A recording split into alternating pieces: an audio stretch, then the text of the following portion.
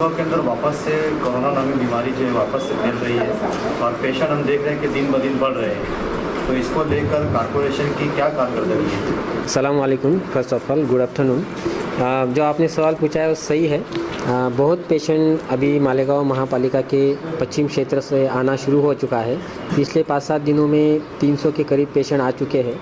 तो उनके हिसाब से जो मालेगांव महापालिका ने व्यवस्था करनी थी वो फिज़िकल इंफ्रास्ट्रक्चर हमारे पास तैयार है, लेकिन हमारे पास जो ह्यूमन रिसोर्स है, डॉक्टर्स की कमी है, उसके कारण अपनी क्षमताएँ कम पड़ रही है। तो इस हिसाब से जिस तरह गवर्नमेंट इसमें आगे आके कोरोना के लिए एक अच्छा इंतज़ाम कर रहे हैं, उसी तरीके से हमारा प्राइवेट डॉक्टर्स जो है उनकी भी उसमें जिम्मेदारी है। और उसके हिसाब से आज का जो प्रेस कॉन्फ्रेंस का मुख्य मुद्दा था वो ये था कि जो 7 हॉस्पिटल से जो महाराष्ट्र महात्मा ज्योतिबा फुले जन आरोग्य योजना में रजिस्टर है, उन पे ये बंधनकारक है कि वो कोरोना के जो भी रुग्ण हैं तो उनको एडमिट करें, उन पे उपचार के। तो ये कौन से 7 हॉस्पिटल है, इसके बारे में हमारे आरोग्य अधिकारी महोदया आपको जानकारी देंगे। Good afternoon. आपने मालेगांव में जो 7 जीवनदायी में जो रजिस्टर्ड हॉस्पिटल है उसमें से एक हॉस्पिटल जो है प्रयास हॉस्पिटल है, दूसरा जो है सिक्स सिग्मा हॉस्पिटल, तीसरा वाला हार्ट एंड सोल हॉस्पिटल, चौथा समर्थ हॉस्पिटल, 5वां नागराज हॉस्पिटल, 6ठा धन्वंतरी हॉस्पिटल और 7वां जो है वो सामान्य रुग्णालय जो अपना जनरल हॉस्पिटल है। तो ऐसे 7 हॉस्पिटल जो है अपने पास मालेगांव में रजिस्टर्ड है जीवनदायी के अंदर। तो इसमें कोविड के पेशेंट उन लोगों को लेना कंपलसरी रहेगा क्योंकि ऑलरेडी वो रजिस्टर्ड है। इसलिए तो मालेगांव की पब्लिक जो हमारी जो दिक्कतें थी, जैसे कि सर ने बताया, अभी इंफ्रास्ट्रक्चर तो तैयार है लेकिन मैन पावर नहीं होने की वजह से हम लोग वर्क नहीं कर पा रहे। तो ये प्रॉब्लम जो है, ये लोग अगर एडमिट करते तो अपना बहुत सारा लोड जो है वो कम हो जाएगा और पेशेंट वहाँ पे जाके एडमिट हो सकते हैं। ये जैसे क्या वजह है मालेगांव में तो पैटर्न में बदला, उसके बाद फिर मालेगांव में पेशेंट की संख्या बढ़ रही है, क्या वजह है आप? देखिए अभी के जो पेशेंट हैं वो पश्चिम भाग में हैं। पहले के जो थे अप्रैल में जून में वो पूर्व भाग से थे। तो ये जो पेशेंट आए तो इसके 2-3 कारण जैसे बताया जाते हैं कि एक तो श्रावण महीना था, उसमें सबके फास्ट चल रहा था, तो फास्टिंग में वो कार्बोहाइड्रेट्स युक्त ज़्यादा खाना खाते थे, प्रोटीन युक्त कम हो गया है ना। और जो भी थे ज़्यादातर वो मारवाड़ी और जैन कम्युनिटी थे। उनके जो है जो व्यवहार थे ये पूर्व भाग से चलते आ रहे थे, तो उसमें भी उनका आदान प्रदान हुआ। पूर्व भाग के जो अपने लोग हैं उनकी जो इम्यूनिटी पावर है वो ज़्यादा है, तो उसको सस्टेन कर पाते हैं। लेकिन जो वहाँ इनके बाद चला गया तो उनकी इतनी इम्यूनिटी पावर नहीं और कार्बोहाइड्रेट में उतना रहता नहीं है, तो उसके कारण वो फैलाव ज़्यादा होगा ऐसा हम सबका थोड़ा सा अंदाज़ा है। अजून और क्या है मैडम हो सकता है? हम लोग जनता को यही आह्वान कर रहे हैं कि जो व्यापारी वर्ग जो है वो आइसोलेट रहे घर में जाके भी। दिन भर काम करके वो अगर घर में जाते तो उन्होंने तुरंत अलग रूम में रहना चाहिए, आइसोलेशन खुद को करना चाहिए ताकि फैमिली उनके प्रति बाधित नहीं होनी चाहिए। ये उन्होंने खुद की जिम्मेदारी बनती है उन लोगों की। तो कहीं ना कहीं वो एक ही फैमिली से जो लोग आ रहे हैं उसके लिए रोकथाम लगाने में अपन कामयाब हो सकते। अभी वही हो रहा है कि जो व्यापारी वर्ग है, जैसे कि मारवाड़ी, जैन, ये लोग ये व्यापार करने के लिए आते हैं, मास्क इस्तेमाल लोग नहीं कर रहे, दोनों को मास्क नहीं कर रहे, तो उसमें कहीं ना कहीं वो इन्फेक्टेड हो रहे और इम्यूनिटी कम होने की वजह से वो खुद इन्फेक्टेड हो रहे और घर जब जा रहे तो वो खुद अलग नहीं रह रहे, तो उसकी वजह से और फैमिली भी इन्फेक्टेड हो रही है, इसलिए अपना नंबर ऑफ पेशेंट बढ़ रहे हैं। तो वो उन्होंने करना चाहिए। होम आइसोलेशन में जैसे कि उन्होंने कुछ रियायतें बरतनी चाहिए, जैसे कि अगर हम पॉजिटिव है तो अपने आप को अलग कर लेना चाहिए, लेकिन उतनी एहतियात नहीं बरती जा रही है। ऐसे हमारे पर अमल जो होना चाहिए था वो नहीं हो पा रहा है। ऐसा भी इसमें कि एक ही फैमिली के 5-5, 6-6 लोग अचानक से पॉजिटिव आ जा रहे हैं। पिछली मतलब हमने देखा कि कॉर्पोरेशन ने बहुत मेहनत की, लेकिन उसके बावजूद भी ऐसा हुआ कि शहर के अंदर 1200 से ज़्यादा का आंकड़ा मतलब डेट हो चुकी है। तो क्या इस मरतबा मतलब तैयारी कॉर्पोरेशन की मुकम्मल है लड़ने के लिए, या इस मरतबा भी ऐसे कुछ होने वाला है? पिछले बार भी हमारी तैयारी थी, इस बार भी है। 1200 इतनी डेथ नहीं है, डेथ शायद टोटल 90 डेथ 90 कोविड से बाकी रिलेटेड। आंकड़े में जो है वो है, लेकिन शहर के अंदर उस नहीं। वक्त 1200 से ज्यादा मौत हुई है।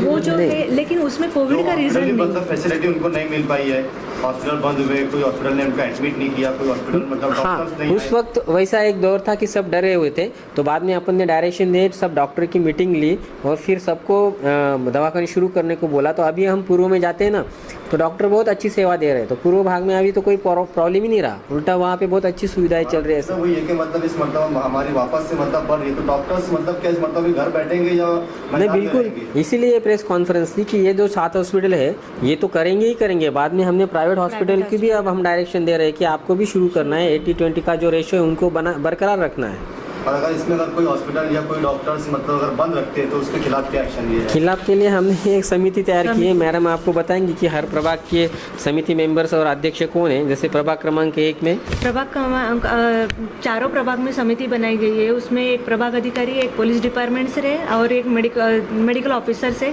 2 या 3 मेडिकल ऑफिसर है। ऐसी कमेटी बनी हुई है। तो वो जाके विजिट करेंगे, सही में पेशेंट ले रहे हैं नहीं ले रहे ये चेक करेंगे।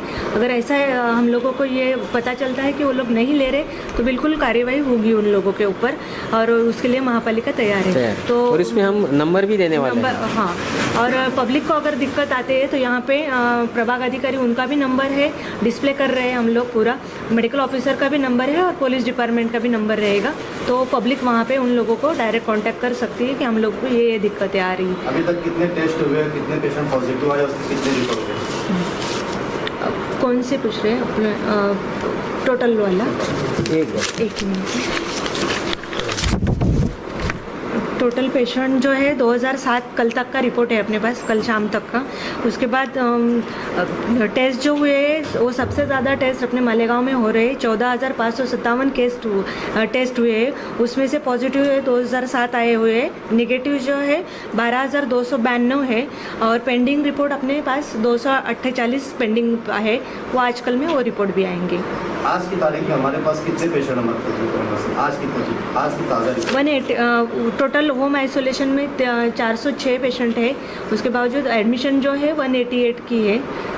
इतने पेशेंट अपने पास है आज के ताज़ा। अभी आपने कहा कि इस भाग में कोई ऐसी दिक्कत नहीं है, तो उस पर सवाल उठ रहा है कि अगर इस भाग में दिक्कत हो तो इस तरफ लॉकडाउन लगाने की क्या ज़रूरत है? इधर कारोबार को क्यों बात की जा रही है? नहीं, पूर्व भाग में लॉकडाउन है ही नहीं है।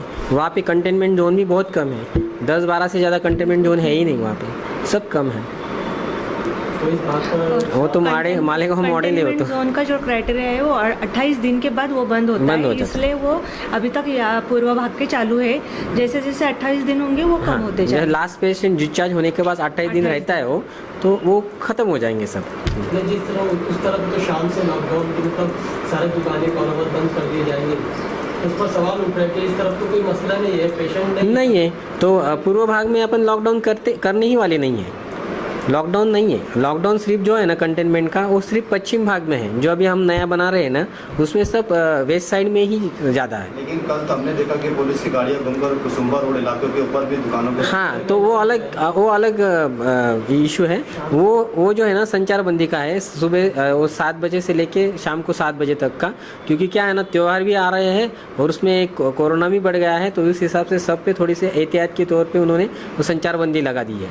आप शहरियार में थोड़ा सा लोगों में डर है इसको लेकर? बिल्कुल मत डरिए। और वेस्ट साइड में तो डर कभी था ही नहीं है, तो अभी तो उन्होंने डर लेना ही नहीं है। मतलब उल्टा कोरोना उनसे डरता है ऐसा। कोरोना को लेकर डर नहीं है। हाँ, संचारबंदी चल रही है जो बंद नहीं, उसका भी बिल्कुल देखिए, जो भी है ना वो हमारे फायदे के लिए ही है। और उसमें यह है कि जो प्रॉब्लम जाने वाले हैं उनको कोई उसमें प्रॉब्लम नहीं है। जो एसेंशियल सर्विसेज के लिए जा रहे हैं उनके लिए कोई प्रॉब्लम नहीं है। तो दिक्कत किसी बात की नहीं है। किसी के रोजगार पे किसी कुराड़ी नहीं मारी जा रही उसमें। त्यौहार को लेकर बात की आपने, तो अभी गणपति विसर्जन के लिए क्या गाइडलाइन है? गणपति विसर्जन के लिए बहुत सारी गाइडलाइन है। जैसे कि गणपति की मूर्ति सार्वजनिक जगहों पे 4 फीट की रहेगी, घर में 2 फीट की रहेगी। आरास आप नहीं कर सकते हैं। कंटेनमेंट जोन में गणपति नहीं बिठा सकते हैं। फिर आपको डीजे बैंड वगैरह कुछ भी लगाना नहीं है। फिर उसमें ज़्यादा से जायरातबाजी वगैरह नहीं करनी है। और उनको जो विसर्जन करना है, जो कॉरपोरेशन डिसाइड करने वाली 13 से 15 जगह, उसी जगह जगह पे आके उनको विसर्जन करना है, उनको बड़ी मिरवणूक नहीं निकालनी है, इस बार मिरवणूक वो नहीं निकाल सकते हैं, तो ऐसी बहुत सारी गाइडलाइंस है उसमें, तो ये उसकी प्रमुख गाइडलाइंस है। कापड़े सर, आपकी तरफ से शहरियान के लिए कोई ऐसा मैसेज जो शहर के लिए मतलब मुफीद साबित हो? यही है कि बस मस्त रहो, बहुत आप अच्छी तरह से ज़िंदगी जी रहे हो उसी तरह से जिए, बहुत अच्छा है। कोरोना का डर न लेना, यही कोरोना पे जीत का एक मुझे आसार नज़र आता है। आप जितना डरेंगे उतना आप उसमें खो जाएंगे, ऐसा तो मुझे लग रहा है। लेकिन हमने देखा कि मालेगांव शहर की आवाम तो मतलब कोरोना से डरी नहीं डरी। डर गया। हाँ वैसा ही है, तो वैसा ही चलने दीजिए, वही मेरा उनको कहना रहेगा। मास्क लगाइए। हाँ, लेकिन मास्क लगाइए, एहतियात बरतना बहुत ज़रूरी है। जो मैं पीछे भी बताता था, मास्क लगाइए, सैनिटाइजर का यूज़ कीजिए, थोड़ा सा अंतर रखिए, क्योंकि वो हवा से अपने थूक से एक दूसरे के ऊपर जाता है, 1 मीटर के फासले के बाहर नहीं जाता, थोड़ा इतना एहतियात बरतिए। धन्यवाद।